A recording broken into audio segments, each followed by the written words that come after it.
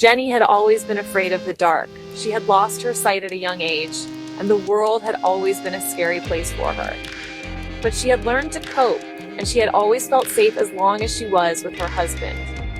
He was her rock, her guide, and she trusted him with all her heart.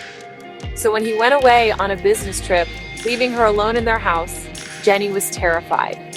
She had never been alone before, and the thought of it filled her with dread. But she knew that she had to be strong. She was a grown woman, and she couldn't let her fears get the best of her. So she went about her day, doing all the things she normally did.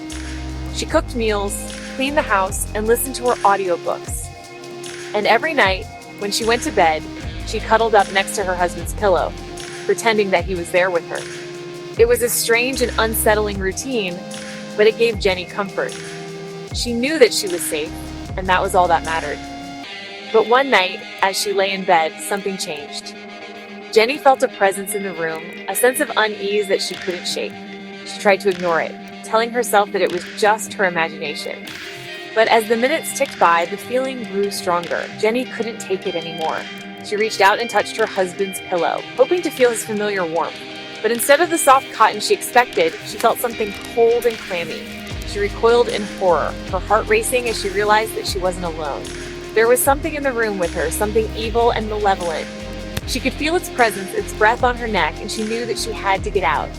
She scrambled out of bed and ran for the door, her hands outstretched as she tried to find her way. She could hear the thing behind her, its footsteps pounding the floor as it followed her. She stumbled and fell, her hands scraping the floor as she tried to crawl away. She could feel the thing closing in, its hot breath on her neck as it prepared to strike. Just when she thought it was all over, she heard a voice in the darkness.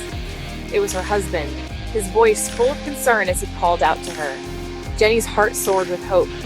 She struggled to her feet and ran towards the sound of his voice, her hands outstretched as she tried to find him.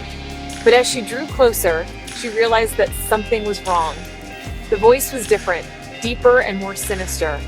It was the monster, mimicking her husband's voice in order to lure her in. Jenny froze in terror, her mind racing as she tried to think of a way out. She couldn't let the monster win, not after everything she had been through. She turned and ran, her feet pounding the floor as she fought to escape. She could hear the monster behind her, its footsteps growing louder and louder as it closed in. She didn't know how much longer she could keep running, but she knew that she had to try. She had to survive, no matter what. But it was too late.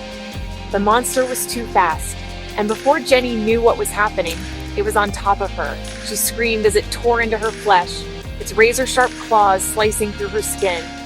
She fought with all her might, but it was no use. The monster was too strong, and Jenny knew that she was doomed. She closed her eyes, accepting her fate as the monster's claws dug into her flesh,